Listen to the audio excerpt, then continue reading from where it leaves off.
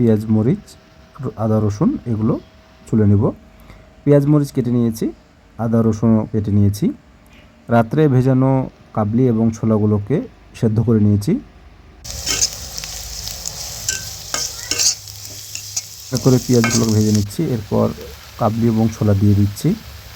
কিছুক্ষণ অপেক্ষা করার পর কাবলি ও ছোলার উপর আর একটু পেঁয়াজ দিয়ে দিলাম, একটু লবণ, তারপর হলুদ, মরিচের গুঁড়া দিয়ে দিলাম।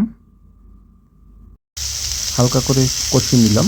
এরপর একটু পানি দিয়ে দিলাম যাতে ভালোভাবে আর একটু সেদ্ধ হয়। যেহেতু আমি ঢেঁড়স ভাজি করব সে কারণে ঢেঁড়সগুলোকে ভিজিয়ে রেখেছি। আর এই যে আমাদের ভোলা পাহারা দিচ্ছে, ঢেঁড়সগুলোকে কেটে নিয়েছি, ভোলা এগুলো পাহারা দিচ্ছে। ইতিমধ্যে কাবলি ছোলার পানিটা শুকিয়ে গেছে। পেঁয়াজ এবং ডিম দিয়ে পরিবেশন করছি। কেমন লাগছে বলুন তো। আর এইদিকে আবার ঢেঁড়স ভাজির জন্য আবার পেঁয়াজটাকে ভেজে নিচ্ছি। এরপর ঢেঁড়সগুলো দিয়ে দিলাম।